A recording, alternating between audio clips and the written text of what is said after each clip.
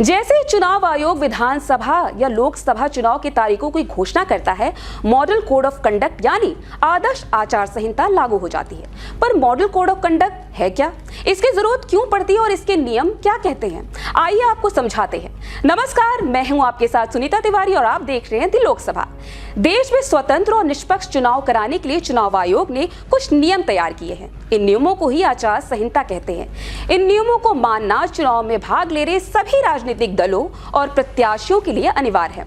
बता दें कि अगर कोई प्रत्याशी या राजनीतिक दल आदर्श आचार संहिता का उल्लंघन करता है तो चुनाव आयोग नियम अनुसार कार्रवाई कर सकता है। जैसे उम्मीदवार को चुनाव लड़ने से रोका जा सकता है, जरूरी होने पर आपराधिक मुकदमा भी दर्ज कराया जा सकता है। बता दें कि आचार संहिता के उल्लंघन पर जेल जाने तक के भी प्रावधान है।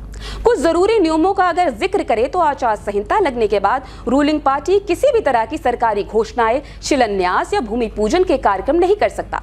सरकारी गाड़ी, सरकारी विमान या सरकारी बंगले का इस्तेमाल चुनाव प्रचार के लिए नहीं किया जा सकता। जैसे हाल ही में देखा गया कि दिल्ली की सीएम आतिशी मार्लेना सिंह विधानसभा चुनाव का नामांकन भरने गई और उन्होंने सरकारी गाड़ी का इस्तेमाल किया इलेक्शन ऑफिस जाने तक के लिए। इस तरह उन्होंने आदर्श आचार संहिता का उल्लंघन किया और उनके खिलाफ FIR भी दर्ज हुई। बता दें कि पार्टी प्रत्याशी या समर्थकों को रैली या जुलूस निकालने या चुनाव सभा करने से पहले पुलिस से अनुमति लेना जरूरी होता है। कोई भी राजनीतिक दल जाति या धर्म के आधार पर वोटर से वोट नहीं मांग सकता।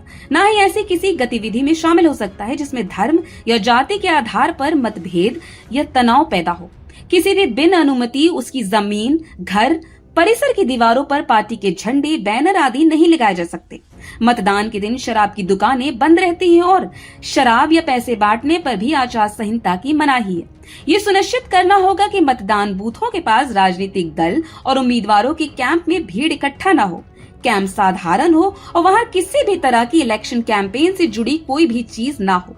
कोई भी खाने की चीज भी नहीं दे सकते। सभी पार्टी और उम्मीदवार ऐसी सभी गतिविधियों से परहेज करेंगे जो चुनावी आचार संहिता के तहत भ्रष्ट आचरण और अपराध की श्रेणी में आते हैं।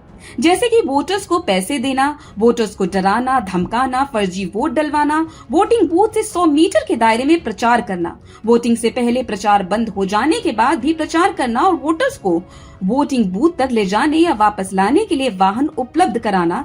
बता दें कि राजनीतिक कार्यक्रमों पर नजर रखने के लिए चुनाव आयोग सुपरवाइजर भी अपॉइंट करता है। अब बात करते हैं आचार संहिता की शुरुआत कैसे हुई। इसकी शुरुआत 1960 के केरल विधानसभा चुनाव से हुई। राजनीतिक दलों से बातचीत और सहमति से ही आचार संहिता से जुड़ा दस्तावेज तैयार हुआ। पार्टी और उम्मीदवारों ने तय किया कि किन किन नियमों का पालन करेंगे। 1962 के आम चुनाव के बाद 1967 के विधानसभा और लोकसभा चुनाव के इसके नियम का पालन हुआ और बाद में उसमें एक के बाद बातें जुड़ती गई। चुनावी आचार संहिता किसी कानून का हिस्सा नहीं है। हालांकि आदर्श आचार संहिता के कुछ प्रावधान IPC की धाराओं के आधार पर भी लागू करवाए जाते हैं। तो आज के लिए इतना ही। आप देखते रहिए दी लोकसभा।